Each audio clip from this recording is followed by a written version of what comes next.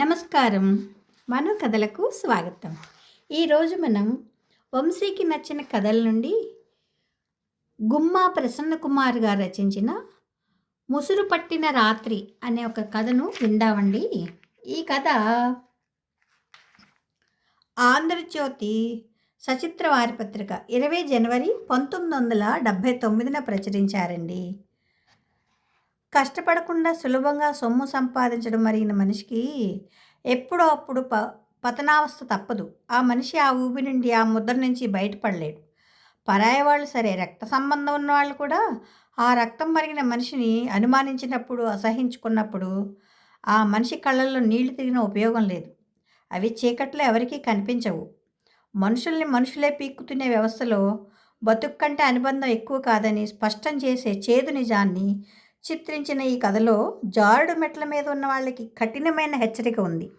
ఎవరి బతుకున్న వారు సరిదిద్దుకోవాలి, అంతేగాని ఏ దేవుడు వాళ్ళని మార్చడని వాస్తవిక వాదంతో ఆద్యంతం ఆసక్తికరంగా కొత్త కోణంలో సాగిన కథ ముసురు పట్టిన రాత్రి. ఇక కథలోకి వెళ్తున్నానండి. వచ్చే స్టేషను బొబ్బిలేనా? అదేటది? బొబ్బిలి కాదు. శివరావు లేచి నిల్చున్నాడు. కాళ్లల్లో వణుకు ప్రారంభమైంది. గుండెలో బరువు చోటు చేసుకుంది. ఒళ్ళంతా నిస్సత్తువ ఆవరించింది. తిమ్మిరెక్కిన మనిషిలా స్తబ్దిగా నిల్చున్నాడు. చీకటిని చీల్చుకుంటూ పోతున్న రైలు వేగం తగ్గింది. కంపార్ట్మెంట్ గుమ్మం దగ్గర నిల్చున్నాడు శివరావు. చినుకులు మొహం మీద పడుతున్నాయి. ఫ్యాక్టరీ, కోటి చెరువు, ఆశీలమెట్ట వెనక్కి జారిపోయాయి. రైలు బొబ్బిలి ప్లాట్ఫామ్ మీద ఆగింది. వర్షపు జల్లు మొహానికి కొడుతుంటే జనాన్ని తోసుకుంటూ తడబడే అడుగులతో క్రిందకు దిగాడు శివరావు. 15 ఏళ్ల క్రితం ప్లాట్ఫామ్ పూర్తిగా కప్పుతూ ఇప్పుడున్న షెడ్డు లేదు. ఇప్పుడు ఓవర్ బ్రిడ్జ్ లేదు. కాలం తెచ్చిన మార్పుకి శివరావు మనసు ఒక్కసారి ఆశ్చర్యపోయింది. తను బొబ్బిలే వచ్చాడా? ఎదురుగా తాటికాయంత అక్షరాలతో ఉన్న బోర్డు. ఊపిరి పీల్చుకున్నాడు. టిక్కెట్ ఇచ్చి బయటపడ్డాడు. ఈదురుగాలి వీస్తోంది. చిన్న చిన్న తుంపర్లు పడుతున్నాయి. గూడ్స్ షెడ్ పక్క నుంచి నడిచాడు. గూడ్స్ షెడ్డు ఆ చీకట్లో ముడుచుకు పడుకున్న ముసలమ్మలా ఉంది. ఇష్టం లేని పాత స్నేహితుడిని చూసినట్లు చీకట్లో కలిసిపోయింది. 6 ఏళ్ల వయసుకే రోజు వచ్చేవాడు శివరావు ఇక్కడికి. కాపలావాళ్ళకి తెలియకుండా ఏదో ఒకటి చేజిక్కించుకునేవాడు. దొరికిన నాడు తప్పకుండా హోటల్కి వెళ్ళేవాడు. సిగరెట్ తాగేవాడు. మంచేదో చెడేదో తెలియని రోజులవి. భగవంతుడనేవాడుంటే తనని చాలా అన్యాయం చేశాడు. లేకపోతే తను బతికి ఈరోజు ఇలా ఉండేది కాదు. 35 ఏళ్ల వయసుకే మరొకరి మీద ఆధారపడి బతకవలసిన రోజు దగ్గరికి వచ్చేసిందని తెలిసిపోయింది శివరావుకి. అలా జరుగుతుందని తెలిస్తే తన బతుకును మరో విధంగా తిప్పుకునేవాడేమో. అందుకే దేవుణ్ణి తిడుతూ ఉంటాడు శివరావు. మనిషి తప్పు మార్గాన్ని పోతుంటే వాడికి సరి అయిన దారి చూపించి నడపడం దేవుడి బాధ్యత కాదా? నిట్టూర్చాడు శివరావు. 8 ఏళ్ల వయసుకే శివరావు కొంత చొరవ అలవర్చుకున్నాడు. చోర విద్యలో మెట్టెక్కిపోయాడు. శివరావుకి వచ్చిన విద్యలు చూసి అక్కడే ఆశ్చర్యపోయేవాడు ముసలయ్య. శివరావుకు మంచి భవిష్యత్తు ఉన్నదని కూడా అప్పుడప్పుడు శివరావుతో అనేవాడు. ఆ దీవెన శివరావులోని విద్యని మరింత విజృంభించేటట్లు చేసింది. వీర విహారం చేసేవాడు. శివరావు ముఖ్య కేంద్రాలు బజారు, స్టేషను, సంత. ఆ మూడింట్లో ఎటువైపు వెళ్ళినా ఓ వారం రోజులు సరిపడా గ్రాసం తెచ్చుకునేవాడు. పెద్దవాళ్లతో వినయ విధేయతలు నటించగలిగేవాడు. దొంగతనం చేస్తూ దొరికిపోయినప్పుడు ఇంట్లో దరిద్రం, తల్లిదండ్రుల అసహాయత, చెల్లెళ్ళు, తమ్ముళ్ళు, అమ్మమ్మ ఇంకా ఎందరో ఎలా మాడిపోతున్నారు, ఏ పరిస్థితుల వల్ల తాను దొంగతనం చేయవలసి వచ్చిందో జాలీగా చెప్పేవాడు. తమది ఒకప్పుడు బాగా బతికిన కుటుంబం అని కూడా చెప్పేవాడు. వాళ్ళ సానుభూతిని సంపాదించేవాడు. ఎక్కడా ఏది దొరికినప్పుడు ఇంట్లో దొరికింది అమ్మేసుకునేవాడు. అదంతా తలుచుకుంటే ఒళ్ళు గగురు పొడుస్తుంది శివరావుకి. టింబర్ డిపో కటు ఇటు రావుగారి వీధిలో కట్టిన ఇళ్లకేసి ఆశ్చర్యంగా చూశాడు శివరావు. 15 ఏళ్ల క్రితం ఈ ప్రాంతం నిర్జనంగా ఉండేది. రాత్రి 7 దాటిన తర్వాత పెద్దవాళ్ళు సైతం ఇటు వచ్చేవారు కాదు. అప్పుడు 8 తర్వాత తనొక్కడే ఇటువైపు వచ్చేవాడు. తన ధైర్యానికి విస్తుపోయిన ముసలయ్య వంక చూస్తూ సిగ్గుపడిపోయి ఆనందపడిపోయేవాడు శివరావు. తుంపర్లుగా పడుతున్న వర్షం కొద్దిగా పెద్దదైంది. దాంతో పాటుగా వీస్తున్న ఎదురుగాలి వర్షం ఇంకా ఎక్కువైనట్లుగా భ్రమింపజేస్తోంది. శివరావు వీటన్నిటికీ అతీతమైపోయినట్లు చిన్నగా నిర్విరామంగా నడుస్తున్నాడు. అమ్మ రోజూ మొత్తుకునేది, కళ్ళనీళ్లు పెట్టుకునేది. తను దొంగతనం చేసి దొరికిపోయి దెబ్బలు తిని వచ్చిన రోజున తనను కౌగిలించుకుని బావురమనేది. ఒక్కరోజు కూడా తనని తిట్టేది కాదు, కొట్టేది కాదు. కళ్ళనీళ్లతో ప్రాధేయపడేది. ఇలాంటి పనులు చేసిన మామయ్యని దండించిన ఫలితంగా అతడు కొన్ని రోజులు ఇల్లు విడిచి పారిపోయాడట. కొన్నాళ్ల వరకు అతని జాడ కోసం మామయ్య తల్లిదండ్రులు పడ్డ అవస్థ అంతా ఇంత కాదుట. చివరికి ఎంతో ఖర్చు చేసి ఇంకెంతో శ్రమపడిన మీదట అతను దొరికాడట. ఈ సంగతి ఎప్పుడో మాటల సందర్భంలో శివరావు విన్నాడు. అందుకే అమ్మ తనను కొట్టడం లేదని కొన్ని రోజుల తర్వాత నిర్ధారించుకున్నాడు. నాన్న ఏమి అనేవాడు కాదు. ఎప్పుడూ ఉబ్బసరోగం, చలికాలం, వర్షాకాలంలో తరచూ పనిలోకి వెళ్ళాడు కాదు. రోజంతా కంబళి కప్పుకొని పడుకునేవాడు. ఎండలోనే ఉండేవాడు. తను కాక అక్క, 3 చెల్లెళ్ళు, 2 తమ్ముళ్ళు. అక్కకి పెళ్ళయింది. ఆయన మరుసటి సంవత్సరం నుంచి ఇంట్లోనే ఉండిపోయింది. కొత్తలో అమ్మ అక్క దౌర్భాగ్యానికి రోజు ఏడ్చేది. బావ చచ్చిపోయాడు అకస్మాత్తుగా. వర్షం కొద్దిగా నిలిచినట్లయి మళ్ళీ మొదలైంది. తనకు బాగా పరిచయమైన ఇల్లు కొంచెం పొట్టివయ్యాయి అనుకున్నాడు. శివరావు పొడిగెదిగాడు. గోడల మీద పోస్టర్లను బట్టి ఊళ్ళో 2-3 హాళ్ళు ఉన్నట్లు తెలుసుకున్నాడు. కాలేజీలు, ట్యూటోరియల్ కాలేజీలు, హోటళ్ళు రకరకాలవి వెలిసినట్లు గోడల మీద నినాదాలను బట్టి ఊహించుకున్నాడు. బస్టాండ్ దాటాడు. చలిగా ఉంది. బాగా తడిసిపోయాడు శివరావు. బహుశా రేపటెల్లుండిలో తప్పకుండా తనకు జ్వరం వచ్చేస్తుంది. తరచూ జైలు జీవితం శివరావు శరీరతత్వాన్ని పూర్తిగా మార్చేసింది. ఈ 4-5 ఏళ్లలో శివరావు ఆరోగ్యం మరికొంచెం దిగజారిపోయింది. కీళ్ల నొప్పులు, సీజన్ మారినా నీళ్లు మారినా జ్వరం రావడం జరుగుతుంది. అక్కడక్కడ శరీరం కొంచెం పొంగినట్లుగా ఉంటుంది. అది ఈ మధ్యనే గమనించాడు శివరావు. ఏం రోగమో శివరావుకు బోధపడలేదు. చారల వీధి మొగలో ఆగాడు. గోపాలం కొట్టు అక్కడే ఉంది. పరీక్షగా చూశాడు. గోపాలం కూర్చున్నాడు దుకాణంలో. చార్మినార్ సిగరెట్ అన్నాడు శివరావు పొడిగా. ఏంటి, పెట్టించేయమంటారేంటి అన్నాడు గోపాలం. లేదు, సిగరెట్ వెలిగించి కాసేపు అక్కడే నిల్చున్నాడు. ఆ వీధిలో తమ కుటుంబం గురించి అడుగుదామా వద్దా అని సంశయించాడు. చిన్నప్పటి నుండి గోపాలానికి తమ కుటుంబం గుర్తే. తన అవతారం గోపాలానికి గుర్తుండదు. చిన్నగా దగ్గి అడిగాడు, వారి కుటుంబం ఇక్కడే ఉందా? ఎవరు వాళ్ళ? ఇక్కడే ఉన్నారు అన్నాడు గోపాలం. మందేవూరు అన్నాడు మళ్ళీ. శివరావు ఏదో చెప్పాడు. అతని వేళ్ళు వణుకుతున్నాయి. అక్కడ నిలబడలేకపోయాడు. చూరులోంచి బయటకు వచ్చి మళ్ళీ వర్షంలో కలిసిపోయాడు. కరెంటు పోయినట్లుంది. రోడ్డంతా దీపాలు లేవు. ఆ వీధిలో తనకు తెలిసిన ఇళ్ల తాలూకు ఆసామీలందరినీ ఒక్కసారి గుర్తుకు తెచ్చుకున్నాడు. అదిగో ఆ టర్నింగ్లో ఇల్లుంది. శివరావు ఆగిపోయాడు. గుండె లిప్తకాలం ఆగిపోయింది. ఒక్కొక్క అడిగే వేస్తూ ఇల్లు చేరుకున్నాడు. ఇల్లు కొంచెం కుంగిపోయినట్లుంది. శివరావు కుటుంబానికి పూర్వీకులు మిగిల్చిన ఆస్తి ఇదొక్కటే. ఇంట్లో ఎవరున్నారో, ఎందుకు మిగిలారో, ఎవరి పేరుతో తలుపు తట్టడమో. నిస్సత్తువతో ఆ తడిలోనే అరుగు మీద కొంతసేపు కూర్చున్నాడు. 10 నిమిషాలు పోయిన తర్వాత అదురుతున్న గుండెతో తలుపు తట్టాడు. అలా 2 నిమిషాలు కొట్టిన మీదట ఆడగొంతు వినిపించింది. ఎవరు? ఆ గొంతుకను శివరావు పోల్చుకోలేకపోయాడు. నేనైనా చెప్పడానికి గొంతు కూడా విడలేదు. మరో క్షణంలో తలుపు తీసిన శబ్దమై ఒక్కడుగు వెనక్కి వేశాడు. లాంతరు కొంచెం పైకెత్తి శివరావు మొహం చూడ్డానికి ప్రయత్నిస్తున్నట్లుగా కళ్ళు చికిలించి చూస్తూ అంది ఆమె. ఎవరు కావాలి? శివరావు మాట్లాడలేదు. గొంతుని ఎవరో నొక్కుతున్నట్లు అనిపించింది. ఒంట్లో ఉన్న నీరంతా కన్నీటి రూపంలో బయటకు దూకడానికి సిద్ధంగా ఉన్నట్లున్నాయి అతని చూపులు. ఆ లాంతరు వెలుగులు అక్కని పోల్చుకున్నాడు. అక్కా అనగలిగాడు శివరావు చివరికి. ఎవరు? అంది శాంతి. లాంతరు శివరావు మొహానికి తగిలిస్తున్నట్లు. శాంతి అతన్ని పోల్చుకోవడానికి ప్రయత్నిస్తుంది. నేనక్క. శివ అంది శాంతి ఆశ్చర్యంగా. అవునన్నట్లు తల ఊపాడు శివరావు. శివ అంది మళ్ళీ శాంతి. సన్నని ఏడుపు.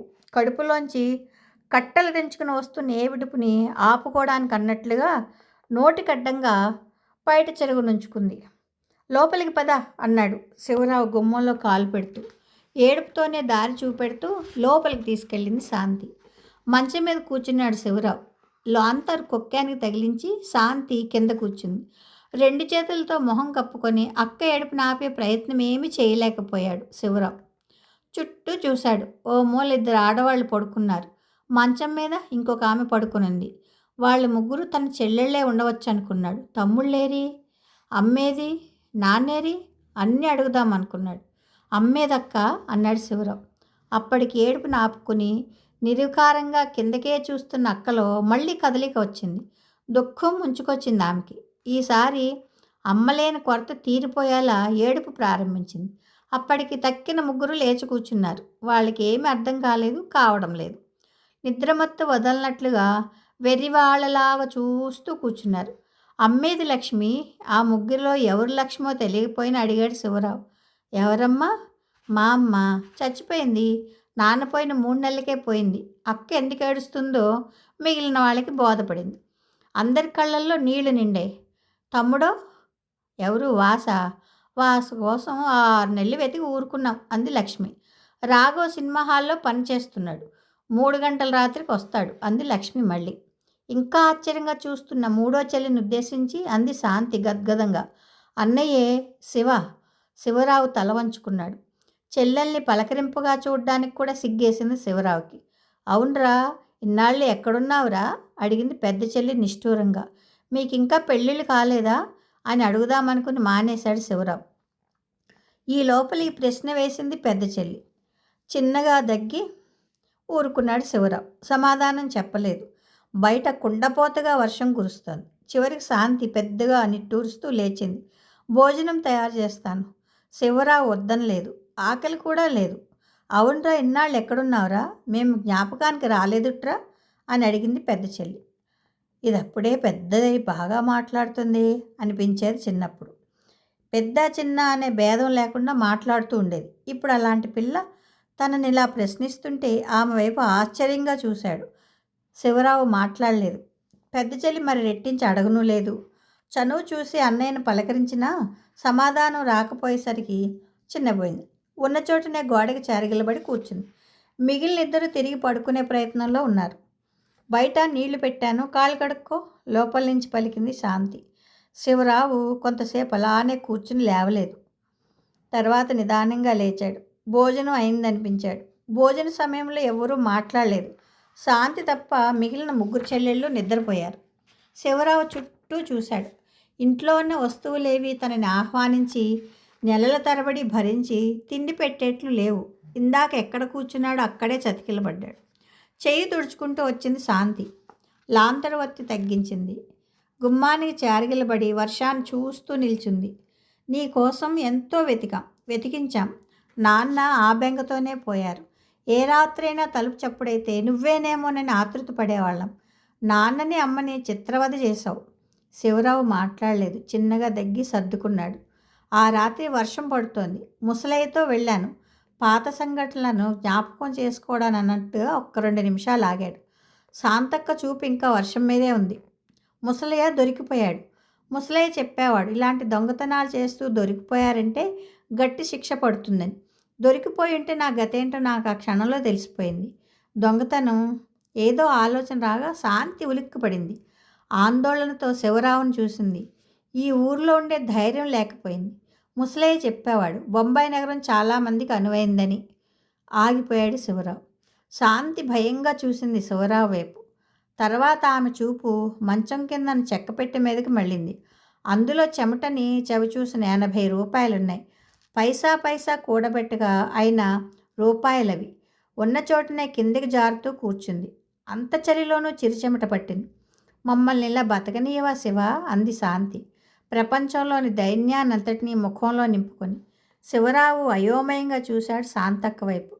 కలలోంచి మేల్కొన్న దానిలా ఒక్కసారి లేచింది శాంతి. శివరావు మంచం దగ్గరికి వచ్చింది. అలసటను ఆపుకుంటున్నట్లుగా అంది. కొంచెం కాళ్ళు తీసేవా, కింద చెక్క పెట్టి ఉంది, అది లాక్కుని దాని మీద కూర్చుంటాను. శివరావు సాయం చేయబోయాడు. వద్దని వారించి తనే పెట్టెను లాక్కుంది. గదికి ఒక మూలగా లాగి దాని మీద కూర్చుంది. కూర్చున్న తర్వాత తృప్తిగా నిట్టూర్చింది. కొంతసేపు అలాగే కూర్చుని ఏదో నిశ్చయానికి వచ్చిన దానిలా అంది శాంతి. చూడు శివ, నీకు ఎలా చెప్పాలో బోధపడడం లేదు. దరిద్రం నన్ను ఇలా మాట్లాడిస్తోంది. నువ్విప్పుడు ఇక్కడికి రావడంలో నీ ఉద్దేశం కూడా బోధపడలేదు. చూస్తున్నావు కదా నా పరిస్థితి. నువ్విప్పుడు తిన్నన్నం రాఘవది, వాడి రాత్రికి మాడాలి. చాలక్క చాలు, మరి చెప్పకు అన్నాడు శివరావు అభిమానపడుతూ. అక్క ఆగలేదు. రాఘవని రోజు కనిపెట్టుకుని కూర్చోలేక అవస్థపడుతున్నాను. మన కుటుంబానికి 3 మగాళ్ళున్నారు, ఎందుకు పనికి రాలేదు. ఆడదాని కష్టం వాళ్ళకి తెలీదు. నువ్వు వెళ్ళిపోయావు. తిరిగి వచ్చేస్తే బాగుండనుకున్నాం. కొన్ని రోజులు ఏడ్చి ఊరుకున్నాం. తర్వాత వాసుకి నీ బుద్ధులే వచ్చాయి. అమ్మా నాన్న చనిపోయిన తర్వాత ఇంట్లో ఒక్క వస్తువు ఉంచేవాడు కాదు. వాడు నీలాగే వెళ్ళిపోతే చాలనుకున్నాం. ఒకరోజు వాడు కనిపించలేదు. చేయవలసిన ప్రయత్నాలు చేశాం, దొరుకుతాడేమోనని భయమేసింది. మా కళ్ళల్లో నీరు లేదు, ఇంకిపోయింది. ఏడవడానికి కూడా శక్తి లేదు. రాఘవ నీకు తమ్ముడు, వాడి మీద కూడా నాకు నమ్మకం లేదు. ఎప్పటికైనా మమ్మల్ని మోసం చేస్తాడేమో అన్న అనుమానం ఉంది. దానికి తగ్గ కారణాలున్నాయి. ఇప్పటికే రాఘవని కనిపెట్టలేకుండా ఉన్నాను. ఇక మీదట మీ ఇద్దరినీ కనిపెట్టుకుంటూ ఉండలేను రా శివ. దుఃఖం చేత శాంతి కొంతసేపు మాట్లాడలేకపోయింది. శివరావు మౌనంగా కూర్చున్నాడు. నేను సంపాదించే తిండి అందరికీ సరిపోవడం లేదు శివ. మేము ఎలా బతుకుతున్నామో అడక్కు. సగం కడుపునే నింపుకుంటున్నాం. అయితే మచ్చ వచ్చే పనులేవి చేయడం లేదు. నా నిస్సహాయతను ఎలా అర్థం చేసుకున్నా నేనేమనుకోను. అప్పటికి శివరావు, నేను ఇక్కడే ఉండిపోతానని ఎందుకు అనుకుంటున్నావో అర్థం కావడం లేదు. ఉండనని మాట ఇస్తున్నాను సరా, బెంకంగా అన్నాడు. శాంతి దుఃఖం ఆపుకోలేకపోయింది. రేపు పొద్దున్న సూర్యుడొచ్చే వేళకి ఈ ఊళ్ళో ఉండనని మాటిస్తున్నాను అన్నాడు మళ్ళీ. అన్నిటికీ ఒక్క ఏడుపు ఏడ్చి ఊరుకుంటాను అంది దుఃఖంలోనే శాంతి. రాఘవ్ వచ్చాడు. శాంతి శివరావుని చూపెడుతూ అంది, అన్నయ్య వచ్చాడు. వాస కాదు శివ. వాస అనుకున్నాను. కనీసం శివరావుని చూసేందుకైనా ప్రయత్నించలేదు. చాప తీసుకుని వంటింట్లోకి వెళ్ళి పరుచుకున్నాడు. ఈ ప్రపంచంతో సంబంధం లేనట్లుగా అడ్డంగా పడుకున్నాడు. మరి కాసేపటికి గుర్రు వినిపించింది. బాగా పొడిగెదిగిపోయాడు అన్నాడు శివరావు రాఘవను ఉద్దేశించి. వాడొచ్చాడంటే 3:30 గంటలై ఉంటుంది అంది శాంతి సమాధానంగా. ఉదయం రైలు ఎన్ని గంటలకు వస్తుంది? 5 గంటలకేనా అన్నాడు శివరావు. రైలు కన్నా బస్సే ముందు బయలుదేరుతుంది అంది శాంతి. శివరావు 2 నిమిషాలు అక్క ముఖంలోకి చూశాడు. అయితే నేను వెళ్తాను లేచాడు. శాంతి ఉండిపోమ్మని బలవంతం చేయలేదు. ఇంకాసేపు ఉండమంది. శివరావు అని మాత్రం అన్నాడు. వర్షం నిలిచిపోయింది. ఈదురుగాలి హోరు తగ్గలేదు. రోజు రాత్రి నాకు నిద్ర ఉండదు. మీరిద్దరూ మాకు దారి చూపించకుండా మీకు నచ్చిన మార్గాలు ఎన్నుకున్నారు. రాఘవ్ కూడా మీ దారే అనుసరించడన్న నమ్మకమేముంది. ఒక్కొక్కసారి వాడి మాటలు చేతలు చూస్తే మాకు ఈ బతుకు కూడా బతికే యోగ్యత లేకుండా చేస్తాడేమో అనిపిస్తుంది. వాడి ఇంట్లో ఉన్నంతసేపు నాకు నిద్ర ఉండదు. మేలుకునే ఉంటాడు. వాడు లేనప్పుడే నాకు నిద్ర. శివరావుకి కొంచెం కొంచెంగా అర్థమవుతుంది. రోజు రాఘవ రాత్రి వచ్చేవరకైనా నిద్రపోతాను. ఈ రాత్రి నాకు అస్సలు నిద్ర లేదు. ఎందుకో తెలుసా శివ? కారణం చెప్తే కోపగించుకోకు. మనుషుల్ని మనుషులే పీక్కు తినే రోజులివి. ఈ పెట్టెలో నా ఆరో ప్రాణం ఉంది. తెలుసక్క, చెప్పకు. నా మీద నీకు ఎంత అసహ్యం ఉందో బోధపడుతోంది. అతని కళ్ళల్లో నీళ్లు తిరుగుతున్నాయి. ఇల్లంతా ఒకసారి పరికించి చూశాడు. అందరూ ఆదమర్చి నిద్రపోతున్నారు. వస్తాను అన్నాడు. తలుపు తీసుకుని చీకట్లో కలిసిపోతున్న శివరావును చూస్తూ వెర్రిదాన్లా నిల్చుండిపోయింది శాంతి. కథ సమాప్తం. ఈ కథ ఆంధ్రజ్యోతి సచిత్ర వారపత్రికలో జనవరి 20, 1979 ప్రచురించారండి. కథ మీకు నచ్చితే లైక్ చేయండి, షేర్ చేయండి, కామెంట్ చేయండి, సబ్స్క్రైబ్ చేసుకుని నన్ను ఎంకరేజ్ చేయండి. ఉంటానండి. ప్రేమతో మీ మను.